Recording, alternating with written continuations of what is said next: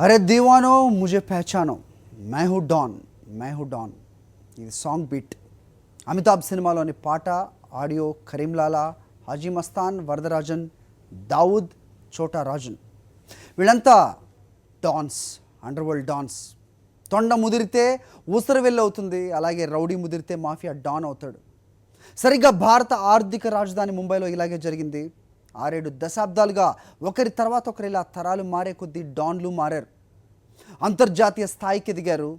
భారత మాఫియా రారాజుల సామ్రాజ్యాలపై నేటి magazine story mafia dance.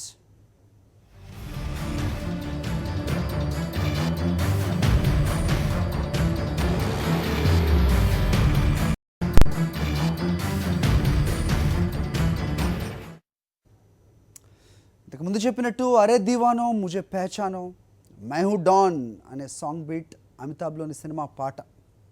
ఇది ఆడియో కరీంలాలా, హాజీ మస్తాన్, వరదరాజన్, దావుద్, చోటా రాజన్ ఇలాంటి డాన్స్ ఎంతోమంది అండర్ వరల్డ్ని వేలారు. ఇప్పుడు చోటా రాజన్ పట్టుబడ్డాడు. ఇండియాలో మాఫియా స్వాతంత్రానంతరం తెర మీదకి వచ్చింది. తొలి రోజుల్లో చిన్న చితక దొంగతనాలు చేసిన వారు ఎదిగాక ఆయా ఏరియాలను తమ ఆధీనంలోకి తెచ్చుకోవడం ద్వారా మాఫియా సామ్రాజ్యాలకు తెరతీశారు. డాన్లుగా ఎదగక మునుపు ఇండియాలో తొలితరం మాఫియా ముఠాలు ఎవరివి, ఎలా ఎదిగాయి చూద్దాం ఇక్కడ. ఇండియాలో తొలితరం మాఫియా ముఠాను పఠాన్ మాఫియా అనేవారు. కారణం, ఈ ముఠాకు సంబంధించిన మెజారిటీ సభ్యులు పాకిస్తాన్లోని పెషావర్ ప్రాంతంతో పాటు ఆఫ్ఘనిస్తాన్లో విస్తరించి ఉన్న పుష్తూ తెగవారే. వీరి సొంత ప్రాంతం ఆఫ్ఘనిస్తాన్లోని కునార్ ప్రావిన్స్. 1940 దశకంలో ముంబైలో ఈ పఠాన్ మాఫియా పేట్రేగిపోయింది. వారి ఆగడాలకు అంతే లేదు. 1980 దశకం వరకు ముంబై కేంద్రంగా దేశంలో నేర సామ్రాజ్యాన్ని పఠాన్ మాఫియా ఏలింది.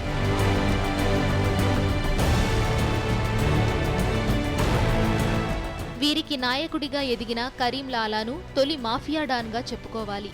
లాలా అసలు పేరు అబ్దుల్ కరీం షేర్ ఖాన్. ముంబై రేవు పఠాన్ మాఫియాకు అసలు అడ్డా. హషీష్, గంజాయి తదితర డ్రగ్స్ను, బంగారం, వెండి, వజ్రాలను స్మగ్లింగ్ చేయడం, జూత గృహాలను ఆపరేట్ చేయడం, మద్యం అడ్డాలను నిర్వహించడం, కాంట్రాక్ట్ కిల్లర్లుగా పనిచేయడం, కిడ్నాప్లు చేయడం, డబ్బులిచ్చే నేతలకు, వ్యాపారులకు బాడీగార్డులుగా పనిచేయడం వీరి కార్యకలాపాలు. పేదల పట్ల ఔదార్యం చూపేవాడు కరీంలాలా. పోలీసులు ఎన్ని దాడులు జరిపినా ముందే పసిగట్టి పారిపోయేవాడు కరీంలాలా. చిన్న చితక రౌడీలను మాత్రమే పట్టుకునేవారు పోలీసులు. కరీంలాలా దొరకకుండా తప్పించుకునేందుకు పేదలు, రాజకీయ నేతల అండదండలే కారణమని చెబుతారు. కరీంలాలాకు వయసు మీరాక బాధ్యతలను తన అల్లుడు సమద్ ఖాన్కు అప్పగించాడు. అక్కడి నుండి కరీంలాలా నెమ్మదిగా తెరమరుగయ్యాడు.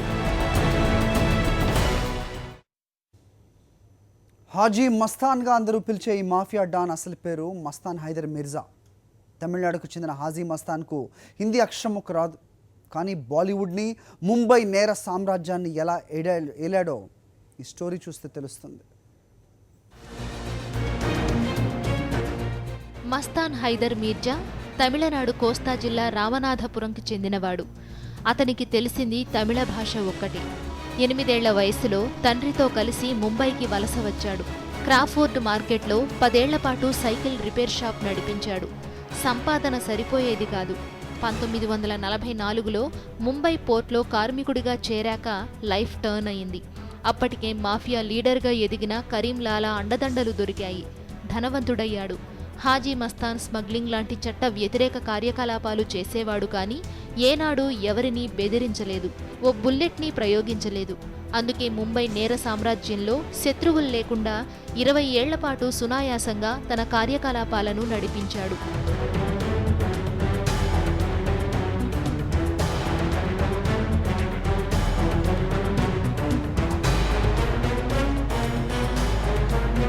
హజ్ యాత్రకు వెళ్ళొచ్చాక హాజీ మస్తాన్గా మారిపోయాడు. బాలీవుడ్ సినిమాలపై ఉన్న ప్రేమతో అనేక మంది ప్రొడ్యూసర్లకు హాజీ మస్తాన్ ఫైనాన్స్ చేసేవాడు. 1960, 1970 దశకాల్లోని మేటి హీరోలు రాజ్ కపూర్, దిలీప్ కుమార్, సంజీవ్ కుమార్, ఫిరోజ్ ఖాన్, ధర్మేంద్ర, అమితాబ్ బచ్చన్లతో హాజీ మస్తాన్కు సన్నిహిత సంబంధాలు ఉండేవి. అంతెందుకు 1975లో అమితాబ్, శశి కపూర్లు నటించిన దీవార్ సినిమాలో అమితాబ్ పోషించిన నెగటివ్ రోల్ హాజీ మస్తాన్ స్టోరీయే అని అందరూ అనుమానిస్తారు. जिस काम के लिए आपने मुझे रखा है वो काम कैसे किया जाएगा ये सोचना भी मेरा काम है. मैं समझा नहीं. आपको सोना चाहिए. वो हिफाजत से आपके पास पहुंच जाएगा. ये है तुम्हारा हिस्सा और साथ में 5 लाख रुपए जो तुम लेके आए. ये सब रुपए? हाँ, ये सब तुम्हारे. 2010లో రిలీజ్ అయిన once upon A time in Mumbai అనే సినిమా స్టోరీ లైన్ కూడా హాజీ మస్తాన్దే అని బాలీవుడ్ వర్గాలు చెబుతాయి. అజయ్ దేవ్గన్ పోషించిన సుల్తాన్ మీర్జా రోల్ హాజీ మస్తాన్దే. ఇంకా అందులో ఇమ్రాన్ హష్మీ పోషించిన షోయబ్ ఖాన్ రోల్ దావూద్ ఇబ్రహీందే అని అంటారు. హాజీ మస్తాన్ చివరి రోజుల్లో సమాజ సేవలో మునిగి తేలాడు. 1975 నుండి 1977 వరకు ఎమర్జెన్సీ కాలంలో జైల్లో ఉన్నప్పుడు తోటి ఖైదీల సాయంతో తప్పనిసరై హిందీ నేర్చుకున్నాడు. అదే మస్తాన్కు ప్లస్ పాయింట్ అయింది. 1984లో రాజకీయాల్లో చేరి ముస్లిం లీడర్గా మారిపోయాడు. 1985లో దళిత్ ముస్లిం సురక్షా మహాసంఘ్ అనే పార్టీని స్థాపించాడు. హాజీ మస్తాన్ ఫైనాన్సరే కాదు, ప్రొడ్యూసర్, డిస్ట్రిబ్యూటర్, రాజకీయ నాయకుడు కూడా. 1994లో తన 68వ ఏట హాజీ మస్తాన్ కన్నుమూశారు. ఒక్క మాటలో చెప్పాలంటే హాజీ మస్తాన్ ఓ సెలబ్రిటీ మాఫియా డాన్. దక్షిణాదిన తమిళనాడులో పుట్టి పెరిగిన వరదరాజన్ ముదలియార్ ముంబైకి చేరాకే అసలు స్టోరీ బిగిన్ అయింది. వీటీ రైల్వే స్టేషన్లో పోర్టర్గా కెరీర్ మొదలుపెట్టాడు. అందుకేనేమో తన జీవితాంతం ఆ స్టేషన్ సమీపంలోని బిస్మిల్లా బాబా దర్గా వద్ద పేదలకు అన్నదానం చేసేవాడు. అంతా బాగుంది. మరి నేర సామ్రాజ్యంలో వరదరాజన్ రోల్ ఏంటి? వరదరాజన్ స్టోరీతో ఎందుకు ఇన్ని సినిమాలు వచ్చాయో ఈ స్టోరీ చూస్తే మీకు తెలుస్తుంది. ముంబై మాఫియా డాన్ వరదరాజన్ ముదలియార్ పుట్టింది తమిళనాడులోని తూత్తుకుడిలో. కానీ అతని జీవితం ముంబై నేర ప్రపంచంతో పెనవేసుకుపోయింది. ముంబై చేరి విటి స్టేషన్లో పోర్టర్గా కొన్నాళ్లు గడిపిన వరదరాజన్ నిషిద్ధ మద్యం పంపిణీతో నేర ప్రపంచంలోకి అడుగుపెట్టాడు. తొలి రోజుల్లో హాజీ మస్తాన్తో కలిసి ముంబై ఓడరేవులో దొంగతనాలకు పాల్పడేవాడు. నెమ్మదిగా పూర్తిస్థాయి మాఫియా డాన్గా మారాడు. సుపారీలు తీసుకుని హత్యలు చేయడం మొదలు పెట్టాక వరదరాజన్కు ఎదురే లేకుండా పోయింది. కబ్జాలు సహా రియల్ ఎస్టేట్ దందాలను వరదరాజన్ శాసించాడు. డ్రగ్స్ స్మగ్లింగ్లోనూ వరదరాజన్ది అందవేసిన చేయి. మండపాలను ఏర్పాటు చేసి గణేష్ చవితి వేడుకల్లో స్వయంగా పాల్గొనేవాడు. ముంబైలోని మాతుంగా, ధారవి లాంటి తమిళులు అధికంగా నివసించే ప్రాంతాల్లో వరదరాజన్ ముదలియార్ను దేవుడిలా కొలిచేవారు. అందుకే ఆ ప్రాంతం ముదలియార్కు ఓ సొంత సామ్రాజ్యం. అక్కడ సమాంతర సర్కారును నడపడమే కాదు, తీర్పులు ఇచ్చేవాడు. అయితే ఓ పోలీసు అధికారి వైసీ పవార్ 1980 దశకంలో వరదరాజన్ ముదలియార్పై కక్షగట్టాడు. అతని ముఠాలోని సభ్యులందరినీ ఏరిపారేశాడు. హార్ట్ అటాక్ దరమిలా ముదలియార్ ముంబై నుండి చెన్నైకు తరలిపోయాడు.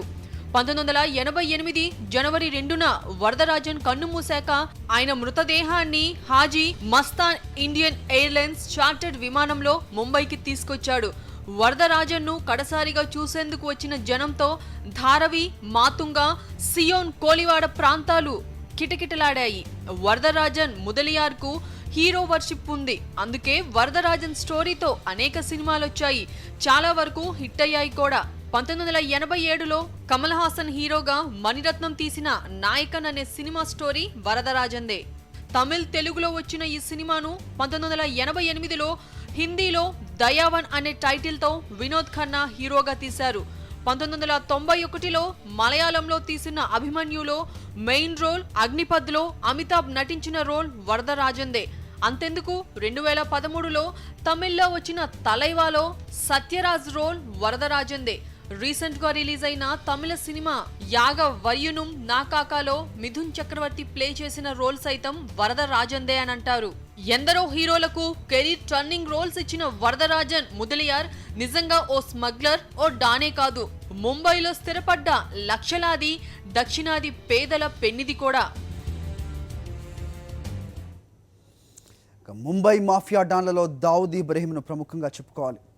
ఓ సామాన్య పోలీస్ కానిస్టేబుల్ కొడుకైన దావూద్ బ్లాక్ టికెట్ల దందాతో కెరీర్ మొదలుపెట్టి వరల్డ్ మోస్ట్ వాంటెడ్ క్రిమినల్ స్థాయికి ఎదిగాడు. ముంబై పేలుడుతో దేశద్రోహిగా మారిపోయాడు. అటు యుఏఈతో ఇండియాకు నేరస్తుల అప్పగింత ఒప్పందం ఉన్నందున దుబాయ్ నుంచి కరాచీకి మకం మార్చిన దావూద్పై స్పెషల్ స్టోరీ.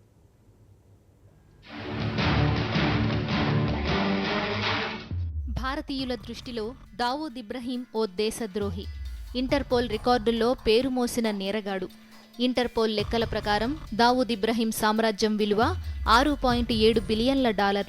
ప్రపంచ మాఫియా ముఠాల్లో దీనిని 3వ ప్రమాదకర గ్యాంగ్గా ఇంటర్పోల్ పేర్కొంటోంది.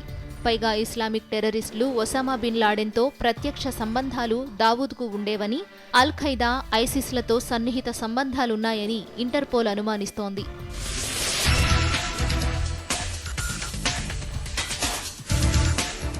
నార్త్ వెస్ట్ ముంబైలోని డోంగ్రీలో పుట్టి పెరిగిన దావూద్ ఇబ్రహీం తొలి రోజుల్లో చోటామోటా రౌడీ షీటర్. బ్లాక్లో సినిమా టికెట్లు అమ్మేవాడు. పోలీస్ కానిస్టేబుల్ రెండో కొడుకైన దావూద్ ఇన్ఫార్మర్గా పోలీసులకు పనిచేసేవాడు. నేర సామ్రాజ్య విస్తరణలో భాగంగా తన వెన్నంటి ఉన్న ఒక్కొక్కరినే హతమారుస్తూ ముందుకెళ్లాడు. రామానాయక్, బాబు రషీం, సంజయ్ రుగ్గడ్, దివాకర్ చురి తదితరులను దావూద్ హతమార్చి పఠాన్ మాఫియాను దాదాపు అంతం చేశాడు. దాంతో దావూద్కు ముంబైలో ఎదురే లేకపోయింది. దావూద్ నేర సామ్రాజ్యం విస్తరణలో అన్న షబ్బీర్ ఇబ్రహీం కాస్కర్ చురుకైన పాత్ర పోషించాడు. అయితే ప్రత్యర్థి గ్యాంగ్ కాల్పుల్లో షబ్బీర్ హతుడయ్యాడు. దావూద్కు బ్యాడ్ డేస్ 1993 ముంబై బాంబు పేలుళ్లతో ప్రారంభమయ్యాయి. దేశద్రోహం లాంటి బడా కేసులతో ఉక్కిరిబిక్కిరైపోయాడు. దుబాయ్కి పారిపోయాడు. అక్కడ చాలా రోజులున్న దావూద్ ఆ తరువాత ఇంటర్పోల్ నోటీసులు జారీ చేయడంతో అండర్ గ్రౌండ్కు వెళ్లిపోయాడు. కరాచీలో స్థిరపడ్డట్టు ఇండియా ఇంటెలిజెన్స్ వర్గాలు బలమైన సాక్ష్యాలు సంపాదించాయి. ఇప్పటికీ దావూద్ అక్కడే ఉన్నాడని పాక్ ఇంటెలిజెన్స్ సంస్థ ఐఎస్ఐ భద్రత కల్పిస్తోందని ఇంటర్పోల్ నమ్ముతోంది. పాక్ క్రికెటర్ జావేద్ మియందాద్ కుమారుడితో దావూద్ కుమార్తె హైప్రొఫైల్ పెళ్లికి అనేక మంది టాప్ లెవెల్ ఐఎస్ఐ అధికారులు హాజరవడాన్ని ఇంటర్పోల్ మరవడం లేదు.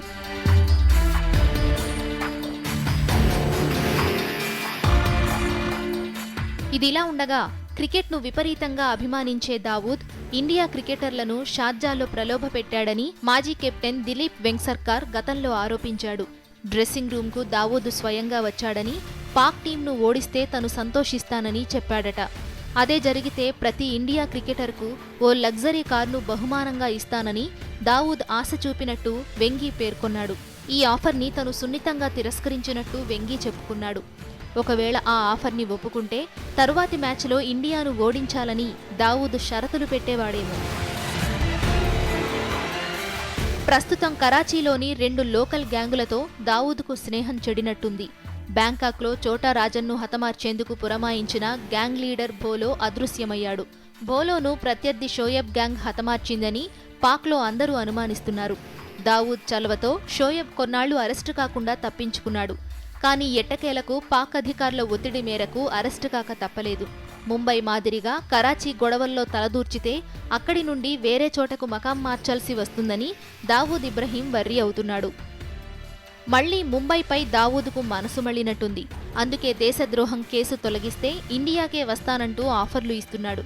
కానీ దావూద్తో గతంలో సన్నిహితంగా మెలిగిన భారతీయ ప్రముఖ నేత సహా ఇండియా ఇంటెలిజెన్స్ వర్గాలు ఒప్పుకోవడం లేదు. అందుకు మరో కారణం లేకపోలేదు. సౌత్ ఆఫ్రికా, జర్మనీ సహా అనేక పాశ్చాత్య దేశాల్లో దావూద్ ఇబ్రహీం నిషిద్ధ డ్రగ్ బిజినెస్ చేయడం, అల్ ఖైదా, ఐసిస్లతో సంబంధాలు కొనసాగించడం పట్ల అమెరికా సీరియస్గా ఉంది. కాకపోతే లొంగిపోయిన చోటా రాజన్ను అరెస్టు చేసినట్టు చెబుతున్న మోదీ సర్కార్ లొంగుబాటుకు రెడీగా ఉన్న దావూద్ని అరెస్టు చేసినట్టు చూపుతుందా? లేక అమెరికా ఒత్తిళ్లకు లొంగిపోయి దావూద్ని పొరుగు దేశానికే పరిమితం చేస్తుందా? కాలమే చెప్పాలి.